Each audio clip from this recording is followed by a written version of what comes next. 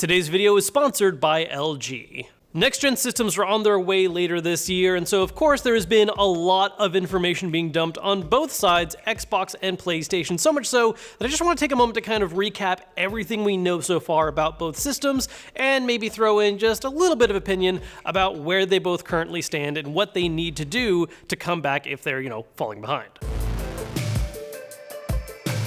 To begin with, let's talk about something that's been very recently revealed for one of these systems, which is the actual official physical design of the PS5 versus the Series X. I gotta say, this generation overall, I'm a little bit mixed on both of them, although for very opposing reasons.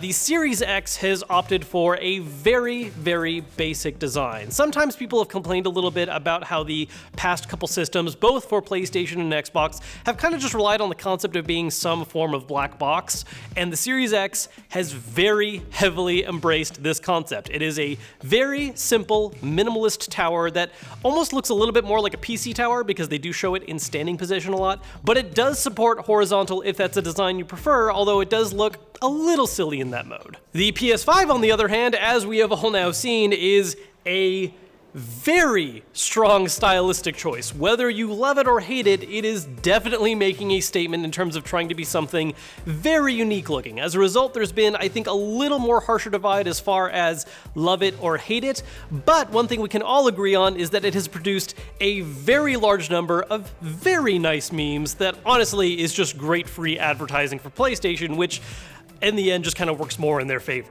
Now, the other thing worth noting about these differences in design too is the fact that the PlayStation 5 appears to be a very large system. There's not really any kind of actual 100% official size comparison just yet. There have been different mock-ups that people have done. There have been image side-by-side comparisons by using the disc slot as a kind of, they should all be roughly the same size, therefore here's how it kind of proceeds. But just looking at all these different examples people have tried, the PS5 is absolutely huge. It is taller than the Xbox Series X. It's going to be further back. It's a little bit thinner sideways, but not by all that much. It is one of the absolute largest gaming consoles that has ever been revealed, and hopefully that just means the stuff inside of it's going to be really cool. I will say from a design perspective that while I am one of the people that is a little more mixed / not a fan of the PS5 design, at least until I've seen it in person, I will say that one thing that is kind of nice about the two models they're offering is that the disc version has the disc slot, which looks very disproportionate in tower mode, and so having it horizontal hides it and looks a little better that way, whereas the all-digital option looks really nice in tower mode because it is a much more symmetrical design, which I guess I actually didn't mention this earlier. Yes, there are two different PS5s. We'll talk about that a little bit later. Now, of course, the physical design that we've talked about so far is really only skin deep. We don't know the entire architecture of both systems. Microsoft has been a lot more open about this. PlayStation's been a lot more secretive, but we do know the basics of the hardware that both systems are composed of. So let's just kind of break down some of the major points of comparison. There's a lot of stuff we can go in depth on, but I just want to focus on a few key areas. And those key areas are CPU, GPU, and storage. Now, for CPU and GPU, as far as hard numbers are concerned, the major takeaway a lot of people are having right now is that the Xbox Series X is the more powerful of the two systems. They both feature CPUs and GPUs that have similar architecture, but there are some differences in terms of the actual performance. Both of their CPUs make use of custom AMD Zen 2 architecture, both of them having 8 cores, with the PS5s being clocked at 3.5 GHz, or at least up to, we'll get to that in a second, and the Series X having them clocked at 3.8. Meanwhile, for GPU, they both make use of custom AMD RDNA 2 architecture, with the PS5 having 36 compute units that are able to go up to 2.23 GHz, and the Xbox Series X having 52 compute units at 1.825. Of course, the goal with specs like these is to achieve prettier looking games. The specific target numbers that both companies have been throwing out right now is 4K resolution with up to 120 frames per second, and also supporting 8K video, obviously not with that same high frame rate. Something really important to keep in mind with that statement, though, is that that's not what necessarily big name AAA titles are going to be hitting, where they're pushing a lot of graphical boundaries. A really good example of this is not long after Series X did some of their gameplay reveals, the number did come out that Assassin's Creed Valhalla is going to do 4K 30 FPS, which obviously is not that 120 FPS number. Something else that both these systems are going to make use of is variable refresh rates, where if a game does not have a consistent frame rate, it's going to be able to make sure that it still looks nice and smooth, even if it's jumping around a little bit, as long as you, of course, have a TV or monitor that supports that, which it's a good time to maybe talk about that monitor behind me. If you're wondering about the new desk setups in today's video, these are some ones that we actually just made recently, making use of some new awesome gaming monitors we got from today's sponsor, LG. This is an adjustable 27-inch monitor with a near borderless display, so your eyes are always focused on the action in-game. It's got a 60Hz refresh rate, which is all you need for Xbox or PlayStation, and if you've got an Xbox One X or PS4 Pro, you can make use of its 4K resolution, which looks incredibly crisp at this size. It also supports VISA display, HDR 400 for incredible colors on screen, and if you're using an Xbox One, it even supports FreeSync, so you get even smoother looking gameplay. Now, if you're more of a PC gamer, an even better fit is the other monitor you saw in our other setup, which is the UltraGear 27GN750. This is another 27-inch near borderless design, but instead of being a 4K screen with only 60Hz refresh rate, this is a 1080p screen with 240Hz, which allows you to get extremely buttery smooth looking gameplay. You're still getting great colors with HDR10 support, and it rocks only a 1 millisecond response time, which makes sure that everything you're doing in your controls is reflected on the screen as soon as possible. And you're getting variable refresh rate support in the form of G-Sync. These are two amazing gaming options, whether you prefer playing on console or PC. If you want to take a closer look at either of them, check them out, linked down below. Now, while we're on the subject of GPUs, something I want to talk about really quick is the concept of teraflops, because this has been one of the kind of main benchmarks people have been using lately when talking about GPU comparisons in consoles. It really started a lot with the PS4 Pro versus the Xbox One X, but honestly, it wasn't a huge part of the conversation before that, and some people will argue, Sony among them, that it's not really the most important metric. Yes, it is a metric you can measure by, but it isn't necessarily something that's going to be a tell-all of what really matters for seeing actual, real good performance. Of course, part of the reason why they're taking the stance is because if you just look at the two systems as far as teraflops are concerned, the PS5 is the weaker of the two. But PlayStation would argue that while their GPUs make use of fewer compute units, the fact that they can achieve a higher clock speed is actually going to be something that is more useful to developers and result in better performance in games. Now, the other thing that's important to talk about as far as both the CPU and GPU go for this comparison is the fact that when it comes to raw power, the Series X does look like it is the more powerful of the two. However, something that PS5 is embracing that's a bit different is the concept of variable clock speeds. The idea is that the PS5 CPU and GPU are not going to be running at full power all the time like the Series X's is, but instead are adapting depending on the individual needs of each game. Now, the upsides to this is that it's going to reduce the heat and power draw for titles. This is also meant to be a bit of an addressing of the issue that the PS4 had, in that the fans were just always running at full power all the time really loudly, and hopefully the PS5 having variable clock speeds is going to result in that happening less often. This also conceptually makes the PS5 the more efficient of the two systems, and if leveraged properly by developers, could actually result in better performance, despite the fact the One X does have all those really big numbers on its side. Of course, this is all theoretical, just based on spec sheets and what each company is arguing. The only real way we're going to for sure know the difference in terms of performance for these two systems is for them both to come out and compare some multi-platform games on them side by side and really see which one is going to give that better true performance. Now, I'm not going to go in depth on everything else inside these systems, but one other area I do want to talk about is storage, because this has been a very hotly talked about concept for these systems, which is the fact that they are now finally embracing SSDs. This is one of the areas that the console market has been very behind on. You guys have probably already heard various arguments for why an SSD is better than a hard drive. What I really want to focus on is just talking about how the two companies are approaching this differently. The PS5 is making use of a custom brand new SSD, which has insanely fast speeds. The Xbox Series X in comparison does have slower speeds because it is using more traditional SSD designs. One thing worth noting, however, is that the actual size of the SSDs is also different, with the PS5 currently being listed as including an 825 gigabyte one, while the Xbox Series X is coming with 1 terabyte, and they're going to be selling proprietary memory cards to expand that even further. The PS5 does offer expandable storage, but it's kind of a giant question mark right now because there aren't actually any SSDs in the market that do the speeds that the PS5 is going to require. Presumably, that is something that will be coming out shortly after the PS5 or sometime within its first year. As far as how expensive that storage is going to be or how large a size you're going to be getting, that's just kind of hanging in the air at the moment. Now, if you're wondering why faster speeds are important, well, the biggest thing this really impacts is loading times in games. And not just in the concept of how long it takes to boot a game up or load an individual map or something like that, but even in terms of how it affects what you're capable of doing in game. A really nice showcase of this is one of the currently revealed games for the PS5, Ratchet & Clank, shows you being able to use an ability where you can teleport to entirely different maps and it's happening in-game. Something that wasn't really possible on the PS4, but you can achieve now on the PS5 thanks to that SSD with high speeds. Again, there are other aspects of the hardware that could be compared, but these are really the main metrics I think are worth paying attention to, especially because, again, this is just reading stuff off of a spec sheet and listening to what the companies are arguing.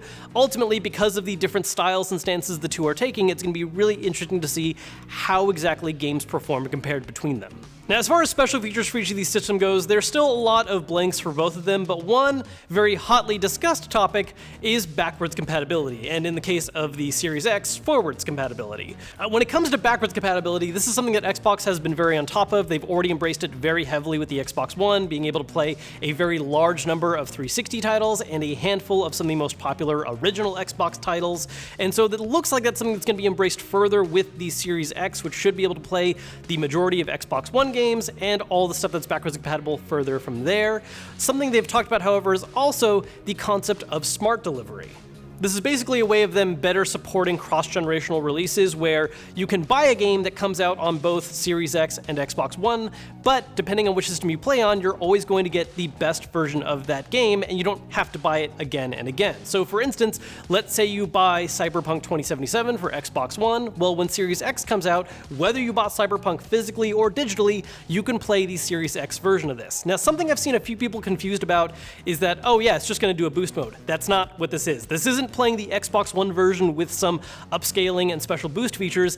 It is playing a dedicated version of that game that was designed for Series X, which usually means way better looking visuals. Something I think is worth mentioning, however, is that this also has brought some concern for the Xbox in the form of, well, if most games coming out are going to be supporting both Xbox One and Series X for at least the next 2 years, is that system really going to be pushing the boundaries of next-gen technology? If games have to support Xbox One, is that handicapping what the Series X is capable of? Because in comparison, PlayStation has been very forward about the fact that they want to embrace the next generation and not really focus on cross-generational support for better or worse. Now, speaking of the PS5, their stance on backwards compatibility is kind of confusing. It's not something that has been super well clarified. They touched on it very quickly during their, what was supposed to be a GDC talk that Mark Cerny spent a lot of time talking to us about, and that's in the background right now. And in fact, they had remarks about it on their website that have now disappeared. So we don't really fully know how backwards compatibility on the PS5 is going to be handled. Last we heard, it was going to be something where the majority of PS4 titles would be playable on PS5, not all of them, just a majority, and also some individual games would be able to make use of a PS5 boost mode, similar to how the PS4 Pro plays some PS4 games with better performance. All right, let's take a break from talking about the systems themselves and talk about controllers. Both systems are actually taking a very different approach to this. Xbox is very much a not broke, don't fix it situation. The Xbox One controller has been a very popular design. It's my personal favorite, and so it makes sense they don't want to mess with it too much. The Series X controller does feature one new button in the form of a share button, basically, like the PS4 controller has, and it now has a redesigned D-pad that's kind of a redesigned version of the Elite controller's faceted D-pad, where it has the kind of 4 main directions poking out a little bit, but it is an overall slightly circular design, which I'm really interested in trying out and seeing how that works. PlayStation, on the other hand, has heavily redesigned the controller for the PS5 and has even rebranded it. It is no longer the DualShock, it is now the DualSense. Part of the reasoning being is that some of the new features the controller has is supposed to kind of increase the immersion that players have by messing with how the controller has additional forms of feedback. The grip design is heavily redone. It now features haptic feedback, which is a more immersive form of rumble, so it's not just kind of,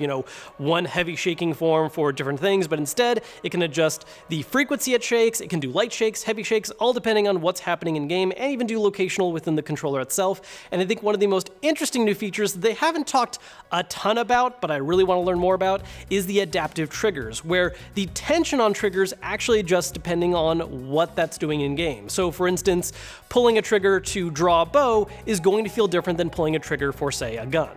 The DualSense also does now feature a built-in microphone. You can still plug in a headset if you prefer, but if you just want to yell at your controller to talk to your friends, that's an option now. The built-in microphone has also fed a lot of theories that the PS5 is going to have some kind of virtual assistant, so you could like talk to your controller and ask it something, and the PS5 will bring up relevant information. That is not something confirmed by Sony, but it is a very heavily rumored feature. So both these systems sound really fancy. What's it going to cost you? We don't know yet. There's been lots of speculation, lots of rumors, lots of fake leaks talking about what these systems are going to cost. I think both companies have ideas in their heads of what they're going to price it at, but they're currently kind of stuck in a game of chicken where they're both waiting to see if the other one will announce first, and that may impact how pricing occurs as well as launch window, because we also don't know release dates for either system just yet. We just know they both kind of have this general term of holiday 2020. That most likely means November. November is a very popular month for console launches, but who knows, it could end up being as late as early December or even as early as late October. As far as what people think the prices are going to be, the main rumors right now for PS5 is that the two versions we're going to see, one that allows for physical discs and the other one that is completely digital. The main speculation is we're going to see a $100 difference right there. A lot of people are hoping to see $400 and $500. That is even something that happened in a fake Amazon leak. A lot of people thought that was the official price, but then Amazon denounced that that is not a real leak. I'm really hoping that's the price. That's what I think would be a fair number and really keep it competitive, especially with what people are currently used to paying for consoles. But I would not be shocked if we saw a full $100 higher, with the disc version being $600 and the digital only being $500, maybe even a little cheaper at $450 if they want to have a very serious gulf between them. Xbox, on the other hand, is an even bigger question mark. Part of the reason why is because while we know the Series X is happening, there's been a lot of rumors about there being a cheaper system that might be available at launch as well, or sometime further down the line. People are usually calling it the Series S. The behind-the-scenes name is Project Lockhart. It's going to be a system that, if what the rumors and speculation prove true, would be a weaker system that is much more affordable and probably all digital. A recent supposed leak suggests that the Series S would be half the price of Series X, but we don't know what the price of Series X is. So some potential numbers just throwing out could be something like the Series X is $500, the Series S being $250, which would be very aggressive pricing depending on what kind of performance that system has. It could be $6 and $3, even as crazy low as $4 and $2, which is actually what that same leak suggests. That seems a little too aggressively good pricing to me, especially considering the fact that the Series X is the bigger powerhouse of the two systems, at least as far as raw GPU and CPU power goes. But that is something that we're just currently waiting to find out. Now, I know a lot of these comparisons are important to a lot of people. You want to know which system is more powerful, you want to know which one is the better value buy, all that good stuff, but honestly, I've always been a big proponent of ultimately games make the system. All that other stuff is cool, but ultimately you're going to buy the system that lets you play games you care about, and exclusives are a very important part of that. Now, as things stand, Xbox doesn't really have traditional true exclusives. Everything that comes out on an Xbox system is at least going to go to PC, and in some cases we've even seen games go to Nintendo, but of course that PlayStation rivalry is a little stronger. Right now, Halo Infinite is really the only major exclusive they confirmed. We do have an upcoming event in July that's going to be having some more first-party reveals, where we'll hopefully be seeing some other stuff coming out. We know Obsidian's going to be there, we know Ninja Theory is going to reveal something. It's more than likely we'll see a Forza release near launch for Xbox because, let's face it, Forza is a near yearly thing. I mean, it was yearly until this last year when they didn't do it, and presumably that's because they were working on something for Series X. PlayStation, on the other hand, did their PS5 reveal event where we saw lots and lots of exclusives. Not every single game they showed off was an exclusive. That was an assumption some people had, but obviously some of them are not. Resident Evil 8 is not going to be a PlayStation-only thing, for instance. The ones that we know reliably are going to be truly exclusive are, of course, first-party titles, which they still showed a lot of. Now, release date-wise, these games are a little all over the place. PlayStation has a habit of talking about games well in advance of when they're actually going to be playable. For instance, Spider-Man Miles Morales and the new Astrobot game are both going to be near launch, but other titles like Horizon Forbidden West are slated for 2021, and other games like the new Ratchet & Clank are just kind of to be announced. We'll find out later. As it stands, we're currently looking at 6, kind of 7 PS5 exclusives, and 1 Xbox. Now, to be fair, again, PlayStation did a big reveal event. Xbox is currently building towards one in July, so that's something that's very open to changing.